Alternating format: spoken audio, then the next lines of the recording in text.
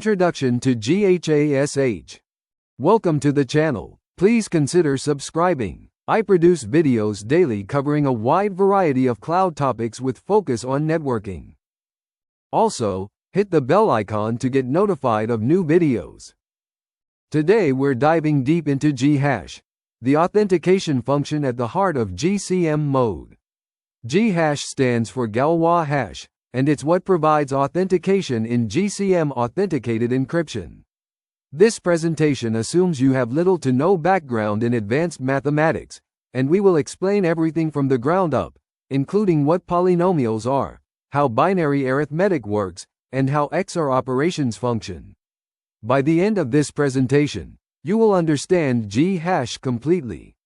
While the encryption part uses CTR mode, which we covered previously, the authentication part uses GHASH. Many people find GHASH confusing because it involves mathematical concepts they have not seen before, but this presentation will change that by explaining every concept in detail with visual examples. Understanding binary and hexadecimal.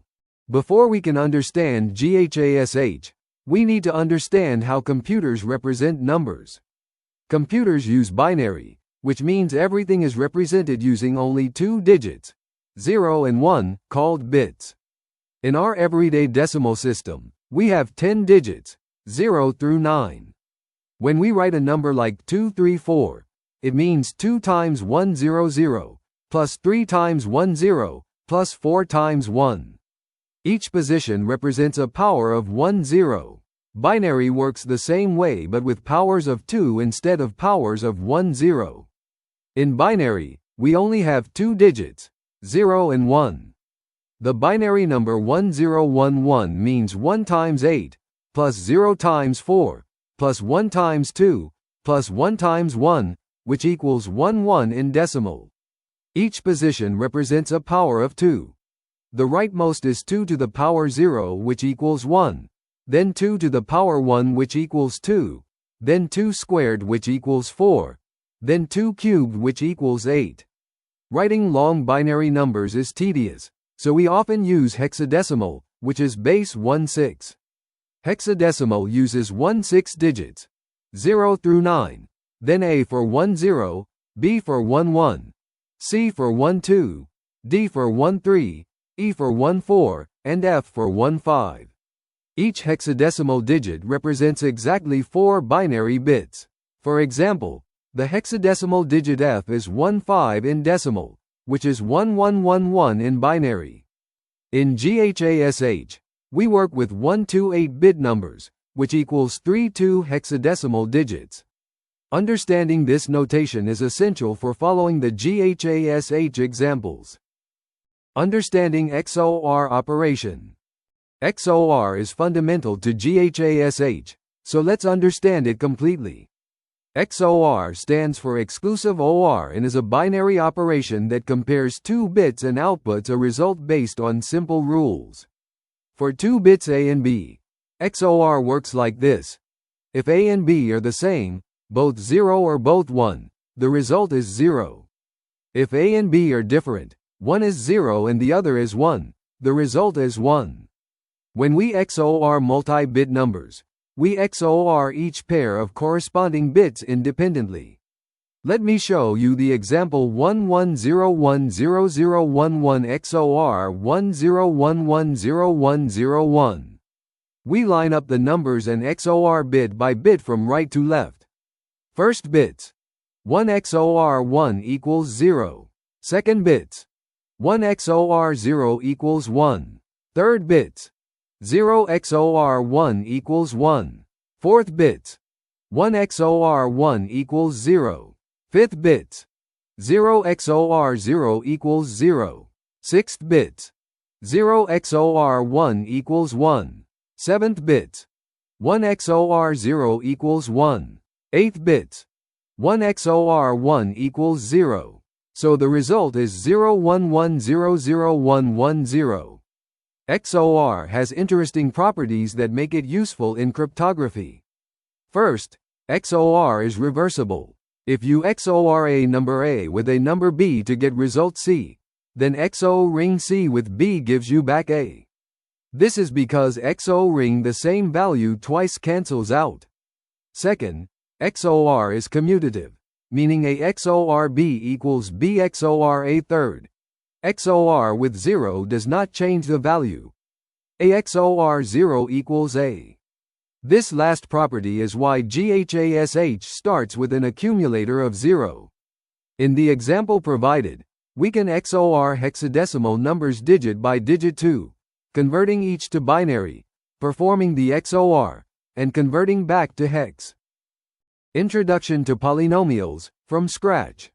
Now we need to understand polynomials because they are central to how Galois field multiplication works in GHASH. Do not worry if you have not seen polynomials before or if it has been a while, as I will explain from the very beginning with simple examples. A polynomial is a mathematical expression that involves a variable, usually written as x, raised to different powers and multiplied by coefficients. For example, 3x squared plus 2x plus 1 is a polynomial.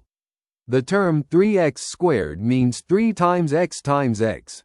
The term 2x means 2 times x. The term 1 is just a constant. If x equals 2, we can evaluate this polynomial. 3 times 4 equals 12, then 2 times 2 equals 4, then plus 1, for a total of 17. The degree of a polynomial is the highest power of x. Now here is the key concept for GHASH. We can represent bit patterns as polynomials. Each bit position corresponds to a power of x. For example, the bit pattern 1011 in binary can be represented as a polynomial. The rightmost bit is position 0, corresponding to x to the power 0, which is 1. The next bit is position 1, corresponding to x. The next is position 2, corresponding to x squared. The leftmost bit is position 3, corresponding to x cubed. Since the bit pattern is 1011, we have a 1 in position 0, a 1 in position 1, a 0 in position 2, and a 1 in position 3. So the polynomial is x cubed plus x plus 1. In GHASH, we work with 128-bit values, which means polynomials with terms up to x to the power 127. This representation of bit patterns as polynomials is what enables Galois field arithmetic. Polynomial addition with XOR. Now that we understand polynomials and XOR, let's see how they combine. In regular polynomial addition, you add the coefficients of like terms. However, in Galois field arithmetic, polynomial addition is done differently. Instead of regular addition, we use XOR. Remember, in Galois fields, the coefficients are binary, only 0 or 1, and we XOR them instead of adding them normally. This is crucial to understand. Let me show you an example. Suppose we want to add the polynomial x cubed plus x plus 1 to the polynomial x squared plus x. In bit form, the first is 1011 and the second is 0110. To add them in Galois field style, we XOR the bit patterns. 1011 XOR 0110. Going bit by bit. Position 0. 1 XOR 0 equals 1. Position 1. 1 XOR 1 equals 0. Position 2. 0 XOR 1 equals 1. Position 3. 1 XOR 0 equals 1. The result is 1101. Converting back to polynomial form. 1101 means we have bits at positions 3, 2, and 0. So the polynomial is x cubed plus x squared plus 1. Notice what happened. Both original polynomials had an x term, and when we XOR them, that bit became 0, so the x term disappeared from the result. This is the key difference from normal addition where 1 plus 1 equals 2, but in XOR arithmetic, 1 XOR 1 equals 0. This XOR-based addition has a special property. It is the same as subtraction. Because 1 XOR 1 equals 0, adding something twice is the same as not adding it at all. Polynomial multiplication. The basics. Now, let's understand polynomial multiplication, which forms the core of Galois field multiplication. I'll start with regular polynomial multiplication, then show you how it's modified for Galois fields. In regular algebra, to multiply two polynomials, you use the distributive property. Every term in the first polynomial multiplies every term in the second polynomial, and you add all the results. Polynomial multiplication works the same way. Let's multiply x plus 1 times x plus 1. Every term in the first multiplies every term in the second. X times x equals x squared. X times 1 equals x. 1 times x equals x. 1 times 1 equals 1. Adding them up. X squared plus x plus 1, which simplifies to x squared plus 2x plus 1 because the two x terms combine. In Galois field polynomial multiplication, the process is similar, with one key difference. Coefficients are binary, meaning 0 or 1, and we use XOR instead of regular addition. Let's multiply the polynomials x squared plus x, bits 1 1 0, by x plus 1, bits 1 1. X squared times x equals x cubed. X squared times 1 equals x squared. X times x equals x squared. X times 1 equals x. Collecting terms. X cubed plus x squared plus x squared plus x. The two x squared terms XOR to give 0, so they cancel out. The result is x cubed plus x, which is bits 1010. Think of it like long multiplication in decimal, but using XOR for adding partial results instead of normal addition. Galois field multiplication, the full process.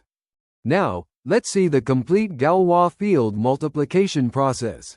In Galois fields, when we multiply two 128-bit numbers, we first perform polynomial multiplication, as we learned. Then, we may need to reduce the result back to 128 bits using an irreducible polynomial. The irreducible polynomial for GHASH in GF of 2 to the power of 128 is x to the power of 128 plus x to the power of 7 plus x to the power of 2 plus x plus 1. This polynomial is special because it cannot be factored into smaller polynomials in GF of 2, making it perfect for defining our field. When we multiply two 128-bit polynomials, we can get results up to 256 bits, which is too large for our 128-bit field. The reduction process uses XOR operations to fold the higher bits back down. The key equivalence is x to the power of 128 is equivalent to x to the power of 7 plus x to the power of 2 plus x plus 1, modulo the irreducible polynomial. This means whenever we get x to the power of 128 in our result, we replace it with x to the power of 7 plus x to the power of 2 plus x plus 1, and continue replacing higher powers using the same rule. Let me show you a concrete example. Suppose we multiply 0x80 ending with 00, which is x to the power of 127, by 0x00 ending with 02, which is x. The polynomial multiplication gives x to the power of 128, which is one bit too large. Using the irreducible polynomial, x to the power of 128 becomes x to the power of 7 plus x to the power of 2 plus x plus 1, which in binary is represented as 0x00 ending with 87. This reduction is essential because it keeps all values in the 128-bit field, allowing us to perform iterative Galois multiplications as needed in GHASH. GHASH building blocks. What are x and h? Let's be crystal clear about what the variables x and h represent, as you will see these throughout the GHASH explanation, and understanding them now is essential. H is a 128-bit secret authentication key derived from your AES encryption key. It is derived by creating a 128-bit block of all zeros and encrypting it with your AES key. You create it once by computing H equals AES encrypt, with the input beginning with 0x00 ending with 00, and the AES key. The result, for example, beginning with 0x66 ending with 2e, is your H. This H stays the same for all messages encrypted with that key and is used in every single Galois multiplication during GHASH computation. X represents the data blocks being authenticated. Each X is a 128-bit block, 16 bytes. We number them. X1 for the first block, X2 for the second block, X3, X4, and so on. The subscript number tells you which block in the sequence. X blocks can be either AAD, additional authenticated data, blocks or ciphertext blocks. For example, if authenticating data hello world, which is 16 bytes, we call it X1. If we had more data, we would continue with X2, X3, and beyond. Different types of X blocks serve different purposes. AAD blocks authenticate unencrypted metadata, like packet headers or file metadata. Ciphertext blocks authenticate the encrypted data itself. And the lengths block is a special block containing the total bit lengths of AAD and ciphertext combined. GHASH formula core algorithm. Now we arrive at the core of GHASH, the iterative formula that processes each block. The GHASH formula is y sub I equals open parenthesis y sub I minus 1 XOR x sub I close parenthesis Galois field multiplication by h, where y sub I is the accumulator after processing block I. X sub I is the ith input block. H is the secret authentication key. The symbol with a plus in a circle is XOR. And the symbol with a times in a circle is Galois field multiplication. This formula starts with y sub 0 equals 0, meaning the accumulator begins at 0.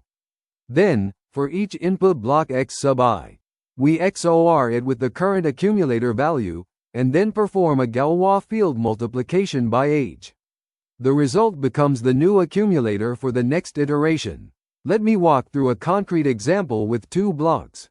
Our AES key is my secret key 1, 2, 3, 4, 5. And we generate H by encrypting all zeros. H equals AES, open parenthesis, 0x beginning with 00 ending with 00, comma key, close parenthesis, which equals 0x beginning with 66 ending with 2e. Our input blocks are x sub 1 equals 0x beginning with 12 ending with ef, and x sub 2 equals 0x beginning with fe ending with 21.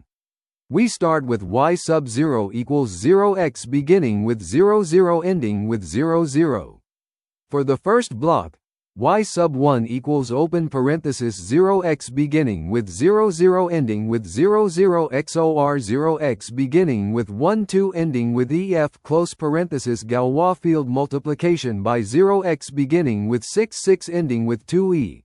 After XOR with 0, we get 0x beginning with 12 ending with ef. Then Galois multiply by h to get y sub 1 equals 0x beginning with 5a ending with 6d for the second block. Y sub 2 equals open parenthesis y sub 1 XOR x sub 2 close parenthesis Galois field multiplication by h, which equals open parenthesis 0x beginning with 5a ending with 6d XOR 0x beginning with fe ending with 21 close parenthesis Galois field multiplication by h. The XOR gives approximately 0x beginning with a 4 ending with 4c. Then Galois multiply by h to get y sub 2 equals 0x beginning with 8f ending with 2e. The GHASH output is the final y value. And notice that each block affects the final result through this iterative process. Authentication key H complete explanation. H is a 128-bit authentication key derived from your AES encryption key and is central to GHASH security because H is used in every single Galois multiplication during GHASH computation. To generate H, you first create a 128-bit block of all zeros, beginning with 0x00 ending with 00. Then encrypt this block using AES with your secret key, and the resulting 128-bit ciphertext is your authentication key H. You compute H once when you set up your key, then reuse it for all messages with that key. For example, With AES encryption key my secret key 12345, you create the all zeros input beginning with 0x00 ending with 00 and encrypt it to get H equals beginning with 0x66 ending with 2E. H stays the same for the lifetime of the encryption key, and every GHASH computation uses this same H value. This derivation is secure because it requires the AES key to compute H, so an attacker without the key cannot compute H and thus cannot forge authentication tags. The output H is unique per key. Different encryption keys produce different H values, appears random even though the input is all zeros, is cryptographically strong, is secure as AES encryption itself, and is one-way, cannot reverse engineer the encryption key from H. Without knowing H, an attacker cannot compute valid GHASH outputs or create authentication tags. Processing AAD. Complete step-by-step walkthrough. AAD stands for Additional Authenticated Data and represents data you want to authenticate but not encrypt. Examples include packet headers in network protocols or metadata in encrypted files. AAD is the first phase of GHASH computation processed before ciphertext. If you have no AAD, you skip this phase entirely and go straight to ciphertext. To process AAD, first divide it into 128-bit blocks. If AAD is not a perfect multiple of 128 bits, pad the last block with zeros on the right to make it exactly 128 bits. For example, if AAD is head, 4 bytes equal 32 bits. Convert to hexadecimal. H equal beginning with 48 ending with 48. E equal beginning with 45 ending with 45. A equal beginning with 41 ending with 41. D equal beginning with 44 ending with 44. Giving beginning with 48 ending with 44. Pad to 128 bits by adding 96 0 bits. 24 hex zeros, to get beginning with 48 ending with 00. Then apply the GHASH formula, starting with y sub 0 equal to beginning with 00 ending with 00 and H equal to beginning with 11 ending with 11. Process the AAD block. Y sub 1 equals y sub 0 exclusive or a sub 1 times H, which is beginning with 00 ending with 00 exclusive or beginning with 48 ending with 00, times beginning with 11 ending with 11, which equals beginning with 48 ending with 00 times H, which gives beginning with 22 ending with 22. Example result. Y sub 1 now becomes the accumulator after processing AAD and serves as the starting point for processing ciphertext. If you had multiple AAD blocks, continue with y sub 2 equals y sub 1 exclusive or a sub 2 times H. Then y sub 3 equals y sub 2 exclusive or a sub 3 times H, and so on for all AAD blocks. Processing ciphertext. Continuing from AAD. After authenticating the AAD, we process the ciphertext using the same formula, continuing from the accumulator value we calculated from the AAD phase. The process is identical to AAD processing. Use the same XOR then multiply formula. Y sub I equals parenthesis Y sub I minus 1 XOR C sub I parenthesis multiply H, where C sub I represents each ciphertext block. Each ciphertext block updates the accumulator. For example, continuing from y sub 1 equals beginning with 0x22 and ending with 22 after AAD. Suppose we have ciphertext block C sub 1 equals beginning with 0x33 and ending with 33.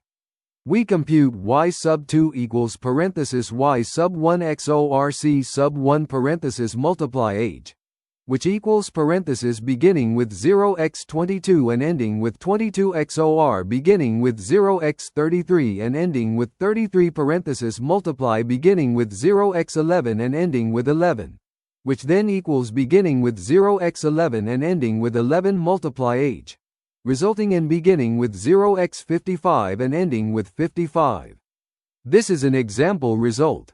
If we have a second ciphertext block C sub 2 equals beginning with 0x44 and ending with 44, we continue.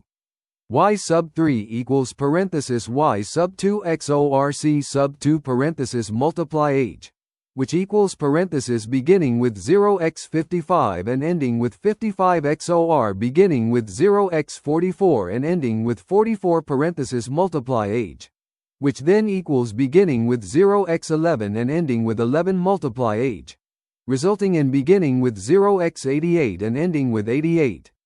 This is an example result. The ciphertext processing continues until all ciphertext blocks are processed. At this point, we have the accumulator value that represents the combined authentication of both AAD and ciphertext, and this becomes the input to the final step of adding the lengths block. Processing lengths block final GHASH step. The lengths block is the final special block processed in GHASH before computing the authentication tag. This block encodes the total bit lengths of the AAD and ciphertext as a 128-bit value. The format is: the first 64 bits represent the length of AAD in bits, and the second 64 bits represent the length of the ciphertext in bits.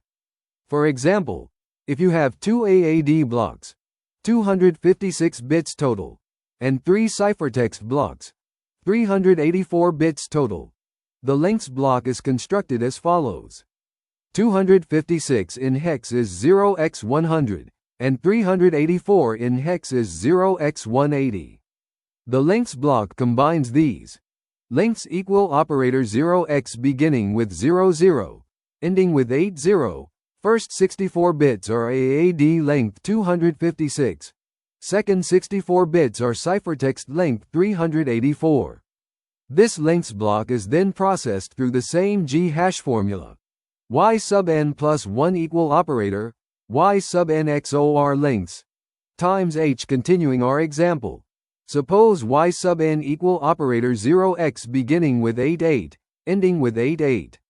We compute Y sub n plus 1 equal operator 0x beginning with 88, ending with 88 XOR 0x beginning with 00, ending with 80, times H equal operator 0x beginning with 88, ending with 88 times H equal operator 0x beginning with AA, ending with AA. Example result. This final accumulator value Y sub n plus 1 is the raw GHASH output. The purpose of the lengths block is to prevent attackers from manipulating the boundary between AAD and ciphertext or truncating data.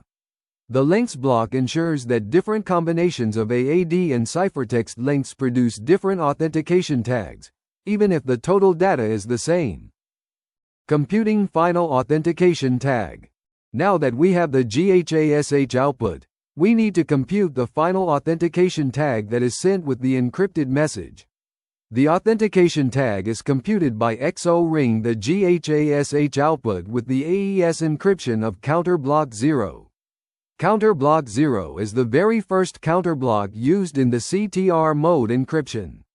To generate the tag, first take the counter value 0, usually represented as a nonce concatenated with beginning with 0x00 ending with 01, or just all zeros depending on the implementation, and encrypt it with the same AES key used for encryption. This gives you encrypted C0. Then compute the final tag as tag equals GHASH output exclusive OR encrypted C0. For example, suppose GHASH output equals beginning with 0xAA ending with AA, and encrypted C0 equals beginning with 0x55 ending with 55. Then the authentication tag is beginning with 0xAA ending with AA exclusive OR beginning with 0x55 ending with 55 equals beginning with 0xFF ending with FF. This tag is sent along with the ciphertext to the recipient. The recipient uses the same process, decrypts the ciphertext using CTR mode, computes GHASH over the AAD and the decrypted ciphertext. A point of clarification. In GCM mode, the recipient computes GHASH over the AAD and the received ciphertext, not the decrypted plaintext. Finally, The recipient computes the same tag. If the computed tag matches the received tag exactly, the message is authentic. If they do not match, the message has been tampered with and must be rejected. Practical example: complete GCM authentication. Let me walk you through a complete example of GCM authentication from beginning to end. Suppose we have an AES key, my secret key 12345, a nonce, a plaintext message hello world, and AAD packet header. First, we generate H by encrypting all zeros. H equals AES encrypt, beginning with 0x00, ending with 00, key. During encryption with CTR mode, we generate counter blocks to encrypt the plaintext.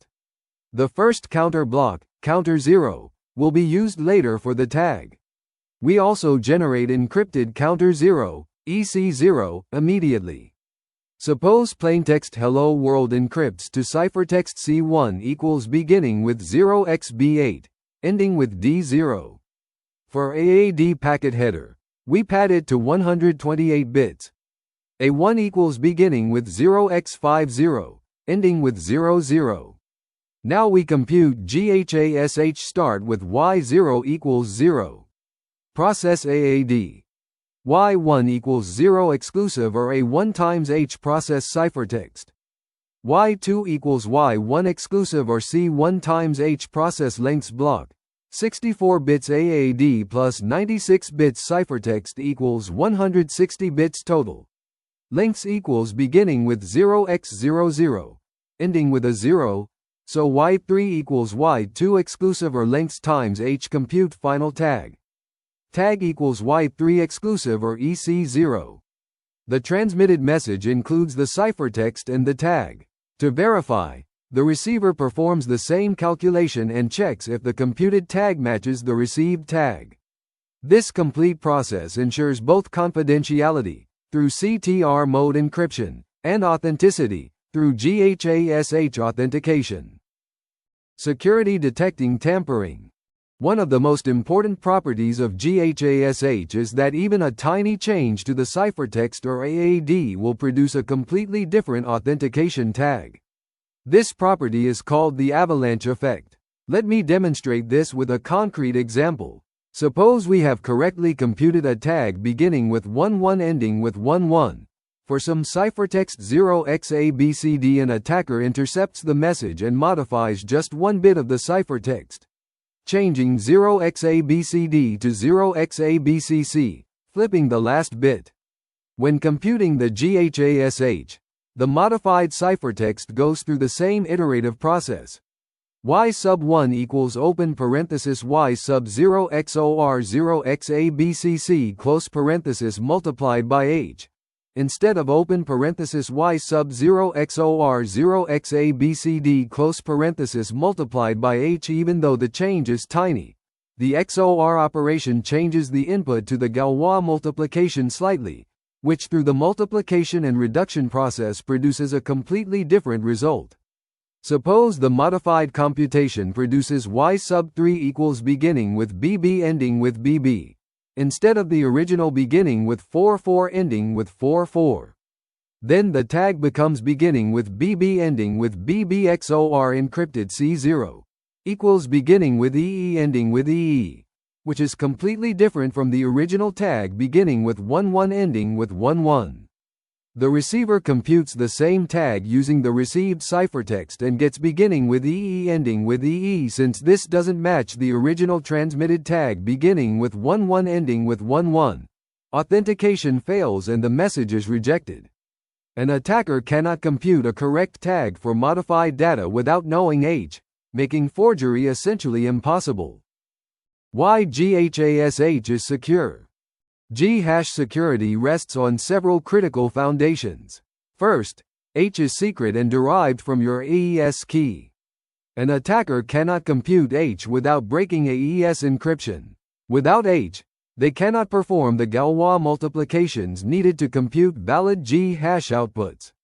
Second, the avalanche effect means small changes produce unpredictable output changes. The Galois field arithmetic ensures that modifying even one bit of input data changes many bits of the output in unpredictable ways. Third, the lengths block prevents boundary manipulation attacks. An attacker cannot remove data from the middle, append data, or truncate blocks without the tag changing. Fourth, counter 0 XOR masks the algebraic properties of the GHASH output. It prevents attackers from exploiting the mathematical structure of the Galois field. Finally, the security is bounded precisely. Without knowledge of H, the probability of successfully forging a valid tag is at most 2 to the negative 128, which is approximately 1 divided by 340 undecillion. For perspective, the probability of winning a typical lottery jackpot is roughly 1 in 300 million, and being struck by lightning is roughly 1 in 15,000. Forging a GCM tag is vastly less likely than any of these events. This is why GCM mode is considered cryptographically secure when implemented correctly with proper key management and without IV reuse. However, there is one critical requirement. You must never reuse the same IV, or nonce, with the same encryption key, as this completely breaks the security of GCM. GHASH with empty AAD or empty ciphertext. In practical scenarios, you do not always have both AAD and ciphertext. Sometimes you only have ciphertext, which means no additional authenticated data, and sometimes you only have AAD, which means authenticating metadata without encryption.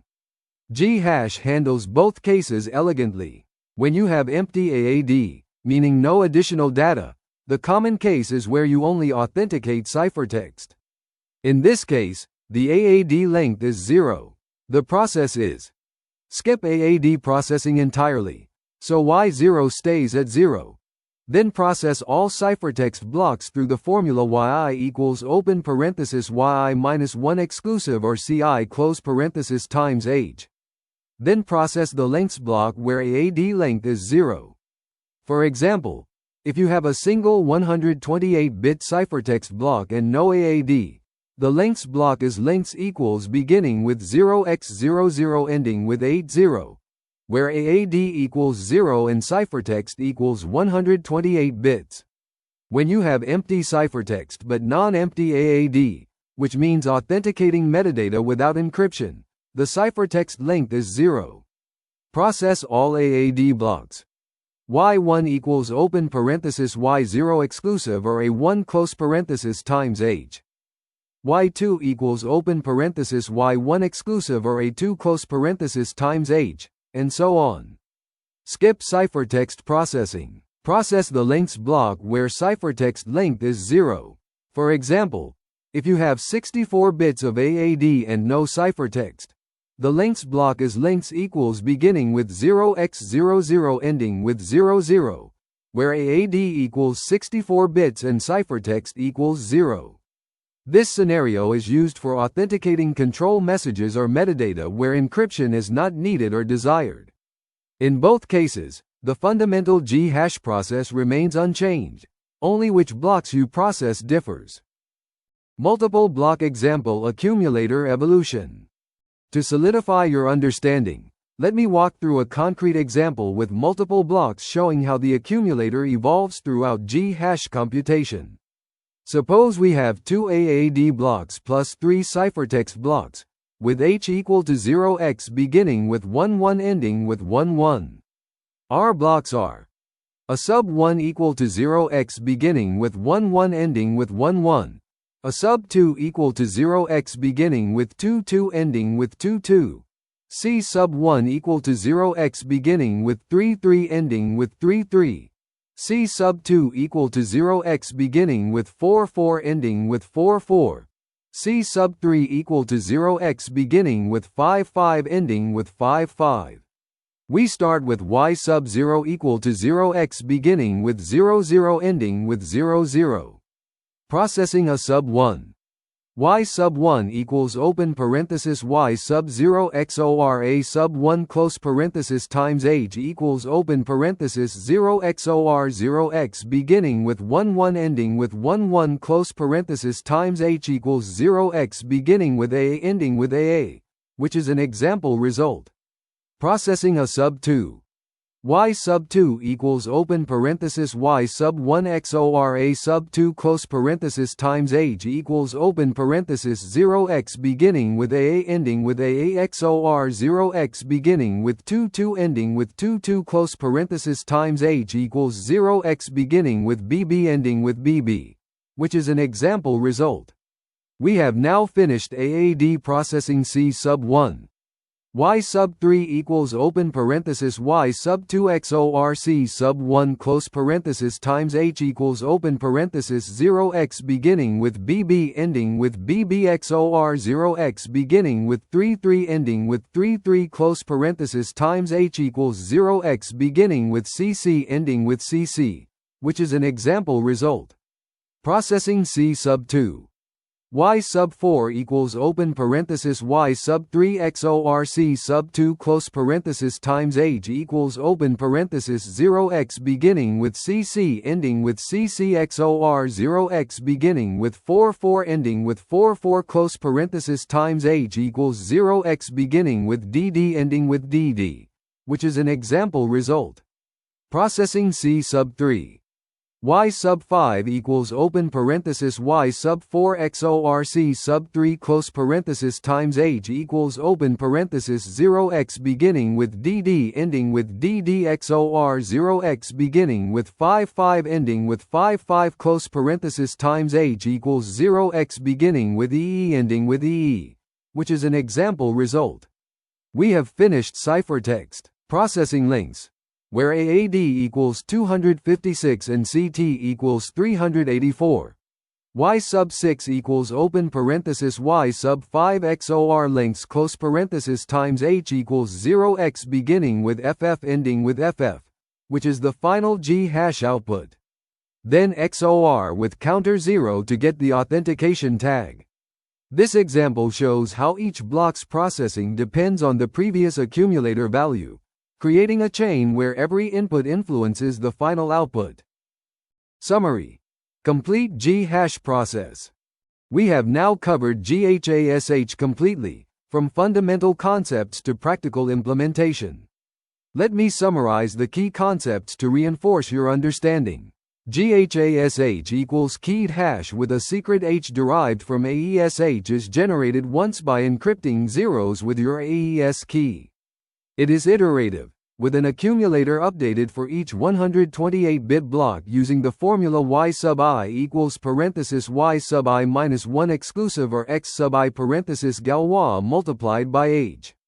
The three processing phases are: first, AAD, which stands for additional authenticated data, blocks where you XOR each block with the current accumulator then Galois multiply by age.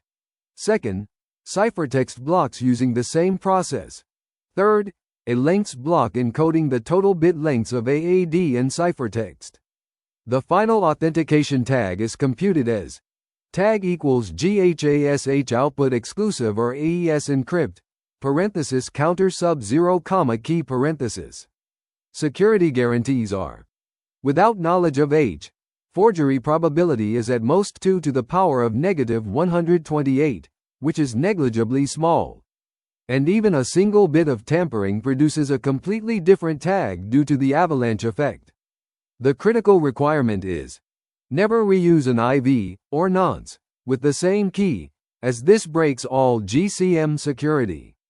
From a cryptographic standpoint, GHASH enables authenticated encryption by combining CTR mode encryption with Galois field authentication, providing both confidentiality and authenticity for your data. Understanding GHASH deeply gives you insight into how modern cryptographic protocols like TLS, SSH, and IPsec provide secure communication. Thank you for your attendance. Please consider subscribing to the channel.